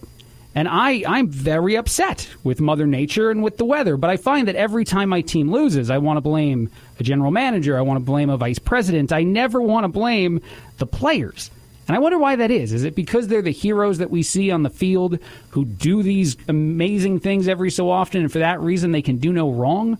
Or is it because we kind of feel like we're the players as people? We're not always the guy in charge. We're one of the people being sent out into the field more often than not. So maybe we connect with them. I mean, I do feel like I'm a part of that organization, by the way. When I discuss the Yankees, I always use the term we.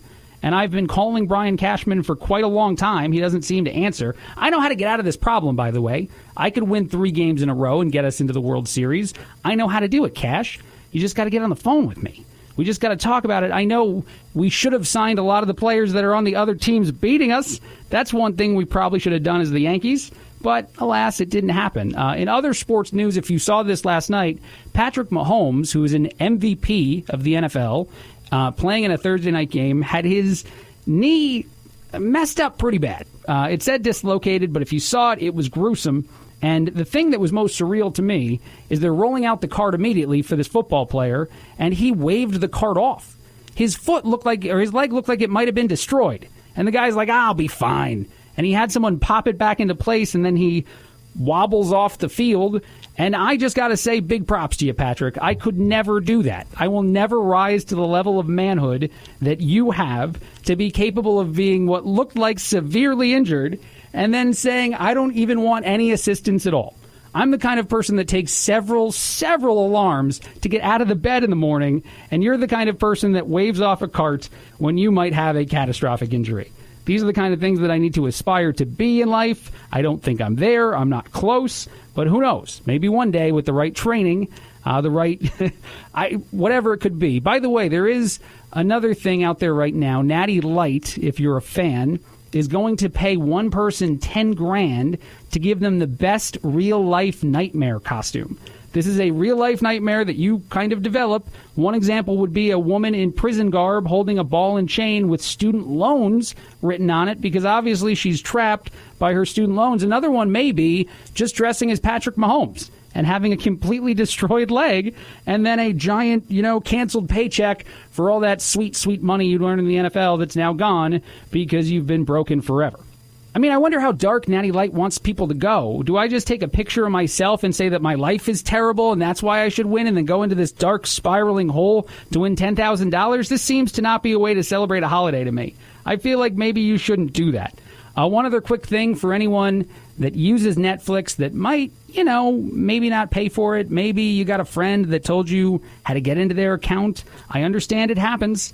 The Netflix is putting out great things, and if I want to see Stranger Things, but I don't necessarily want to throw down that $8-9 a month, I got a buddy who can help make that happen. Well, they're going to crack down on it even more. We hear this all the time, by the way. Everyone, HBO, Hulu, they all say that they're tracing this kind of stuff. But Netflix is currently actively monitoring for sharing.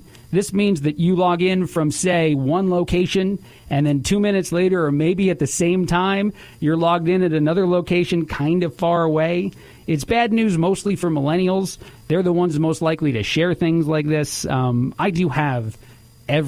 think I have every service. I have Netflix, I have Hulu, I have Sling TV. I recently moved, and my landlord looked at me and said, hey, where do you need to put, like, the TV and the phone? And I don't need any of that. None of those things. For me, all of these things are digital. I just need an internet connection, and my life is... I could watch TV right now, actually, if I want to, and see what's going on with the Yankees. But yeah, that's just me. I like the easiness of having things that stream, and I do not share my passwords, Netflix, I promise. Brother, if you're listening, you should log out now and not log in anymore ever again, please. Please log out of my Netflix, man. I don't want to lose it. This is the Chad Benson Show. I'm filling in Craig Collins. We have Chad coming back on Monday. We've got a big interview coming up.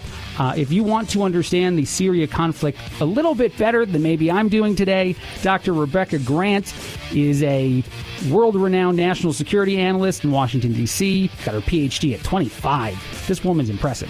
She'll be able to break it all down coming up next. The Chad Benson Show.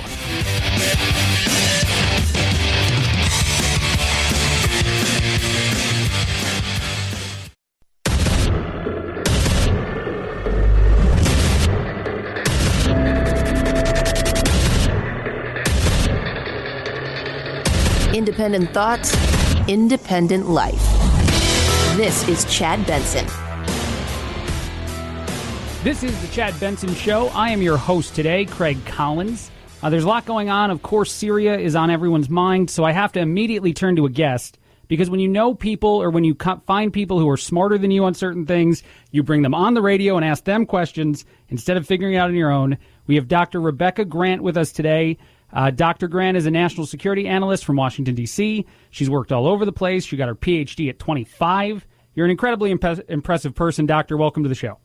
Thank you, Greg.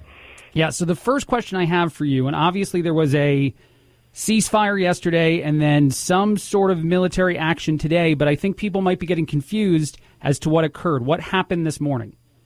You probably saw some of the pictures on TV of shelling and some white puffs of smoke coming up. That's in a town right up on the Syrian-Turkey border called Ras Al Ain, and this is not the outcome we were looking for, Craig, right? We thought this was a ceasefire. But what reports are saying now is, I think what we're seeing is a group called the Free Syrian Army. That's a bunch of Syrians who oppose Assad, but they've linked up with the Turks. So the Free Syrian Army is also sort of a proxy for Turkey. Turkey didn't put a lot of ground forces into this incursion across the border, so they're using the Free Syrian Army. And from what I can make of it, there's been some isolated attacks. I'd probably call it a skirmish at this point. So not what we wanted to see, but that 5-day ceasefire is still in effect. We're not seeing big Turkish forces active at this time.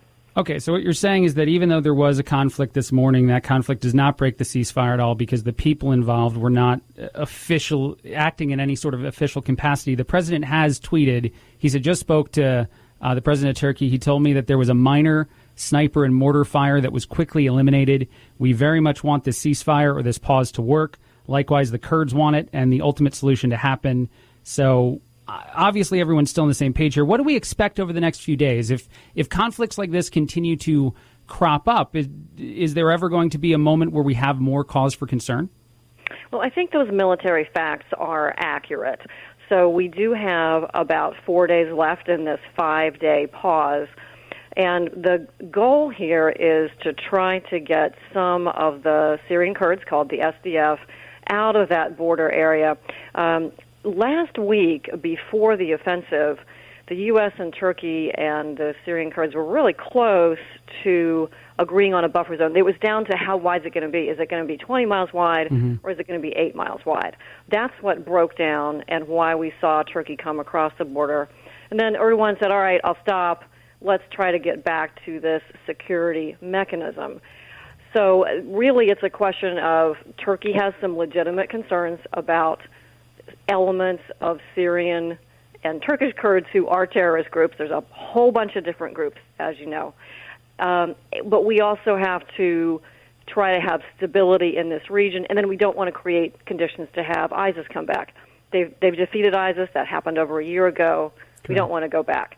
So there needs to be this security mechanism in place. And that goes also right to the troop withdrawal, because back in September, the U.S., some special forces, and Turkey started doing joint patrols of this buffer area and dismantling some of the SDF kind of heavy equipment and emplacements.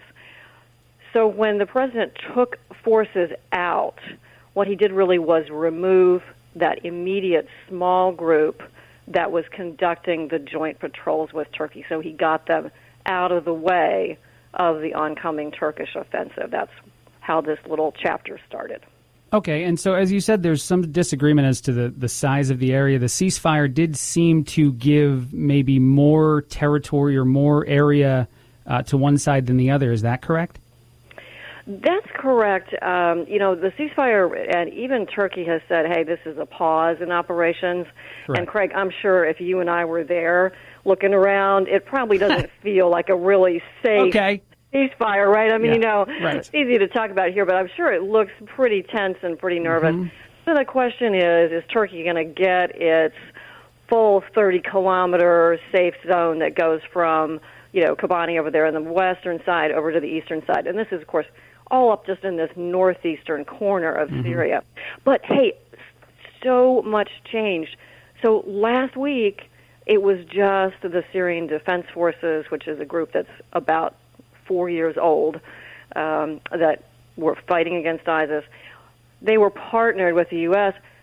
when it was clear that the U.S. was really going to pull out. And, President Trump said he would pull out. Actually, back in April of 2018, he started talking about it. So last week, the Syrian Defense Forces said, okay, let's get a new partner. And they kind of called up Assad's forces and said, all right, we're going to strike a deal with you in case the Turks come over. So now we want to be partnered with Assad. So things are shifting so fast there on the ground. Yeah. And the ceasefire is really an attempt to just let everything calm down for a minute, move out any U.S. forces or logistics that are there. There's some French forces still in that area to try to get everything sorted out and then set up a formal line so that everyone knows where the line is. Okay, I want to ask you, the president talked about this a little bit last night at his rally, and he said something about needing to let the sides fight it out before pulling them apart. I think we have that clip. You guys know right up here. These guys know. Right? Sometimes you have to let them fight. It's like two kids in a lot. You got to let them fight, and then you pull them apart. What is your reaction to that way of... I know the president, he always speaks a lot less like a politician, a lot more like that guy that you're talking to at a bar. And that might be the way that I'd, talk about it if that were me. But what's your reaction to that clip? He talks like a New Yorker, doesn't Correct. he? And yes. I've given up expecting him to sound like a striped pants diplomat. This is just how he sounds. So... And he's at a rally. That's how he talks. That's how people talk at a rally. So Correct. Yeah, but it's not exactly your diplomatic cable, is it? No. But look into it. The basic point is you do have to pull them apart, right? But there are so many overlapping goals and interests. So what stands out for me is one, the U.S. never promised to set up a Kurdish state in Syria. Our European allies have been way far back from this whole thing. France still has some people there, and we have a big defeat ISIS coalition, but you don't see Britain or France or Germany trying to get in there. They've said to Erdogan of Turkey, they said, hey, Turkey, cut it out, but they're not going to get in there and try to hold that ground, and neither is the U.S. So Secretary of Defense Mark Esper, who was served in the Army for several years, fought in the Persian Gulf War in 91, he said, look, My job is not to put American forces there in the middle of that Syrian civil war. So that's one thing that's not on the table, is putting more American forces in there to sort of... Correct. And I think that's part of what he's talking about, too, with that little clip. The president does believe that, for the most part, the U.S. should remain out of a large amount of conflicts. We should only get involved when absolutely necessary. That's the reason to remove the troops, which certainly is not something that's fully agreed upon. I mean, Lindsey Graham just the other day is talking about the ways in which he disagrees with the president there. I want to ask you, President Trump has invited Erdogan to Washington in November, correct? Yes, he has. Okay, what is the point of that meeting? And he confirmed, I think, yesterday that the invitation is still there and the meeting is still on. We'll see. But there is a really big point to that meeting, and that is, Craig, the U.S. and Turkey really need to patch up their relationship. Back to Secretary of Defense Mark Esper again. He said, hey, you know, quote, Lord knows the Turks were upset about this 5 years ago when President Obama and Secretary of State Kerry decided to arm the Kurds on the Turkish border. So we knew that this was going to be really difficult to get out of. Why is the meeting with Erdogan so important? You know, Turkey is a vital NATO ally. And if you look at the northern border of Turkey, it's all the Black Sea. And that makes Turkey the bulwark against Russia. We have seen a huge increase in Russian air and naval activity in the Black Sea over the last few years. Of course, Putin's invasion of Crimea, all this, that's all going on up in that northern part. And so Turkey is absolutely essential. And from my point of view, been through a very bad patch of U.S.-Turkish relations. Turkey's done a lot of things we don't like, such as buying some Russian weapons. But going forward, we really need to not lose Turkey to Russia's sphere of influence. Yeah, I've seen that a lot. I've seen the reaction today. A lot of people are asking the question, is Russia the big winner in all this with the conflict that, sparks this morning with everything going on over there? Can you say that Russia has won something? Well, they've sure put some points on the board, but they did that really in 2015. If just roll it back, it was 2013. Obama says, red line, no action taken. Putin of Russia waits a year and a half and says, okay, Syria is my longtime Soviet client state, and I'm going to go in, send some new air defenses into Syria, set up 2 heavy military bases there. So Syria is in the Russian orbit, the part that's controlled by Assad. There's no question. Does this, really the agreement between the SDF and Syrian President Assad means now Russia's going to get more influence in that little piece up in the northeast. There's no question about it. So we lost that part of Syria to the Russians back in 2015. Now, may they enjoy it? It's not going to get them everything. It certainly pokes NATO and pokes U.S. interests a little bit. But the key is Turkey is far, far more important. Turkey is a huge nation, big secular tradition, some very sophisticated culture, very sophisticated industry. That's just, they need to stay as the vital NATO ally that they have been for decades. Well, then we hope that meeting does stay on in November, and we hope that things calm down as much as they can over the next few days. Thank you so much for joining us, Dr. Rebecca Grant.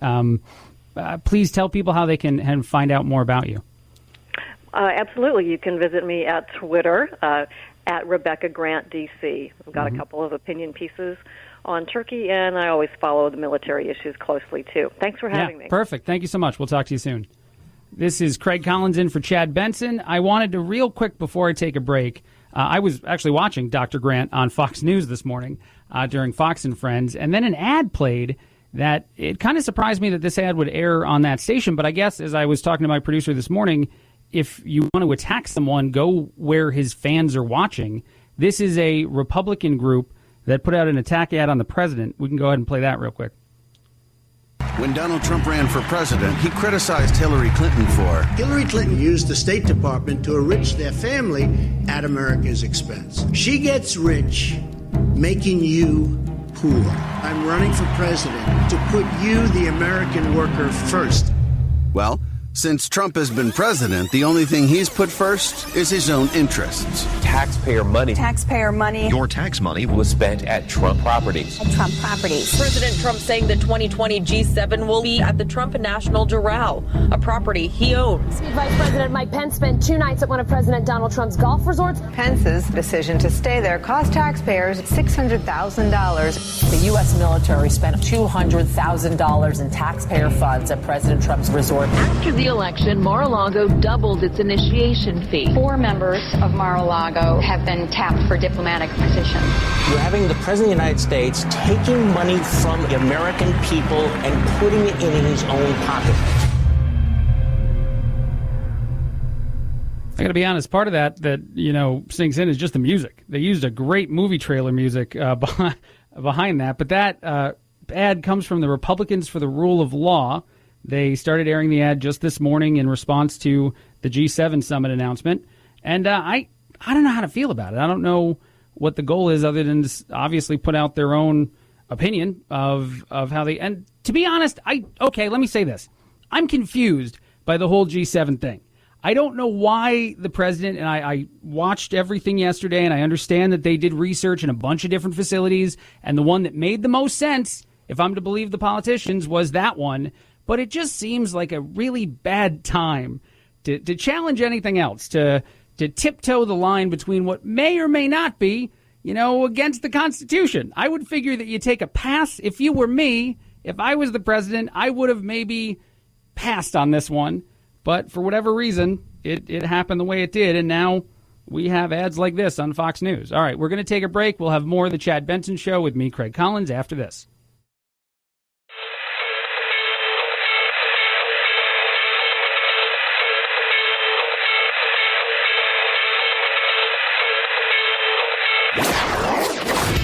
Don't let the Washington Beltway strangle you. This is where the exhausted majority comes to refuel, realign, and reevaluate. This is Chad Benson. This is the Chad Benson Show. I'm Craig Collins, your fill-in today. Just a few more minutes with you, and Chad's back on Monday. I want to talk about a couple things that I saw in the news. One that means a lot to a former radio partner of mine, and I just have to bring it up because I wonder if he's the only guy in the world that wanted this to be a thing, and somehow he turned it into a thing. He's honestly been talking about it for way too long. Kellogg's announced recently that they were selling, and this is special, it was a one-time only. I think it's already over. I don't think you can buy this anymore. But the Kellogg's is announcing that they were selling an all-together cereal for $20 a box, which is a lot to pay for cereal, even though it's expensive. It mixed Frosted Flakes, Fruit Loops, Rice Krispies, Frosted Mini Wheats, Raisin Bran, and Corn Flakes, just all together, which is, to me, very odd. I'm not the kind of guy that refuses to have my mashed potatoes mixed with my peas. I can have different foods touch each other, but I don't know why you'd want all these very different cereals in the same box. They did this to raise money for a couple different causes. They've sold similar boxes last year, but apparently they're getting crazier and crazier. There is a cafe in New York that allowed you to even fill some of these yourself, so you could pick all the different kinds of cereals. And for whatever reason, this former partner of mine said this is the way of the future. Is it just because we're lazy? Is this the epitome of like American drive-through laziness? I don't even want to pick which cereal I'm going to eat. Just give me all of them. And actually, my producer today pointed out that you can do the exact opposite in stores right now. You can buy just the marshmallows from Lucky Charms. You can buy just the certain color of some of the things that you like out there. So apparently, as Americans, we just need all of something or just one very specific thing. We can't handle the Lucky Charms anymore with the marshmallows. Let me ask you something else. Do you think that a mashed potato sandwich sounds like a good or a bad idea? Truthfully, there is a mashed potato. I can't even say that. A mashed potato sandwich is debuting in England. It has no food.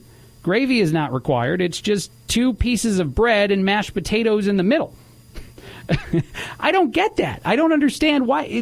Don't you need actual food as part of your product here? Does it just have to be like condiments on a... Are we going to get to a point where someone's selling a ketchup and mustard sandwich that has nothing else on it? the mashed potato sandwich coming to a store near you. It's going to be tremendously successful, or maybe not. All right. One last thing I saw that I'm tempted to get to. I'm going to tell you, though, you got a kid in the car, you might consider doing the earmuffs. Tell them to do the earmuffs real quick, and we're running out of time, I'm told, so this is perfect time to try this. There were 5 eye-opening stats recently released from Ashley Madison about why women have affairs. Women have affairs because apparently at 7 years they're kind of done with relationships, or maybe some things aren't as great with the husband as they are with someone else. 64% of people said they felt neglected in some ways. This is the Craig Collins version of the Chad Benson Show. Chad is luckily back with you guys on Monday. Oh, this has been fun. I'll talk to you as soon as I can. Have a good weekend. This is the Chad Benson Show.